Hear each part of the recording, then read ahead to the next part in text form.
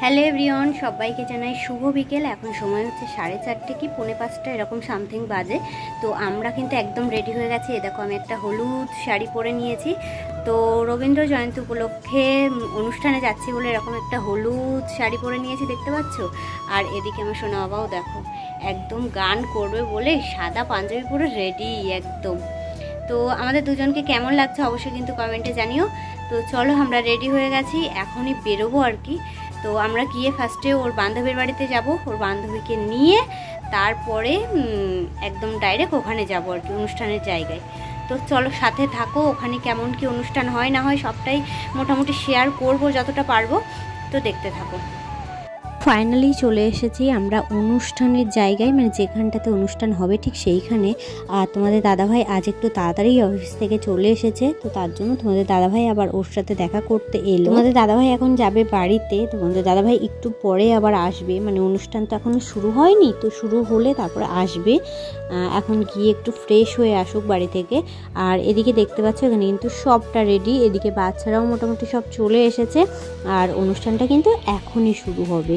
তো গান তো হবেই, এছাড়া নাচ হবে, কবিতা আবৃত্তি হবে, মানে সব কিছু মিলিয়ে মিশিয়ে একটা সুন্দর অনুষ্ঠান হতে চলেছে আজকের দিনে আর কি।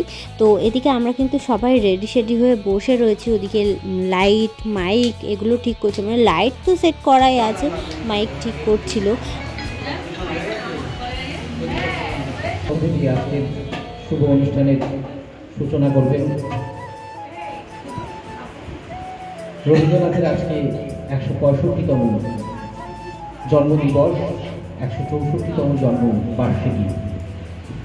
আমাদের অন্তরের অন্তরস্থল থেকে কবিগুরুর প্রতি বিনম্র শ্রদ্ধা এবং প্রথমেই কিন্তু গানের ম্যামই একটা গান দিয়েই অনুষ্ঠানটাকে শুরু করছে।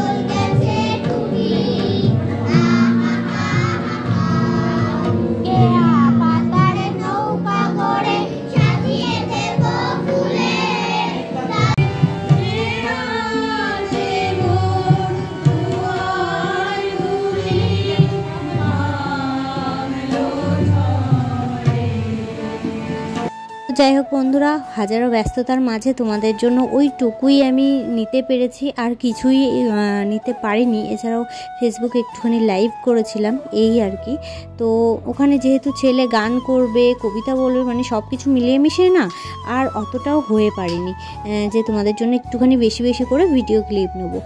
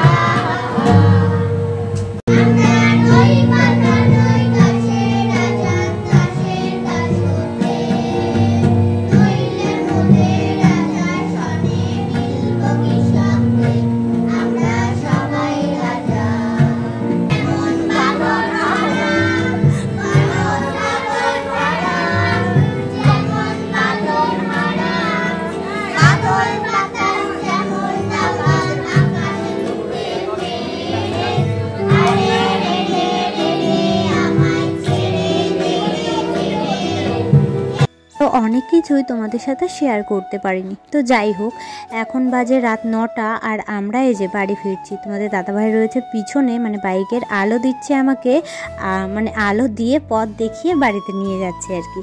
আর আমি দেখো শাড়ি পরে সাইকেল চালাচ্ছি। বলতে শাড়ি পরে সাইকেল চালানো না অনেকটাই কষ্টের ব্যাপার। যাই হোক, আমাদের এই গানের অনুষ্ঠান তোমাদের কেমন লাগলো অবশ্যই কিন্তু কমেন্টে জানাতে ভুলবে না। আমার ছেলের গান, আমার ছেলে ওর বন্ধু একসাথে মিলে যে গানগুলো করেছে সেগুলো শুনতে কেমন লাগলো সেটাও কিন্তু কমেন্টে জানিও। তো চলো, আজ তবে এইটুকু থাক, বাকি কথা কাল হবে। আর জানো তো, আজ তোমাদের দাদাভাইয়ের জন্মদিন ইংলিশে, তবে কাল বাংলায় পড়েছে। তবে কালকের দিনটাই আর কি আমরা সেলিব্রেট করবো। অবশ্যই ওয়েট করো কালকের ব্লগের জন্য।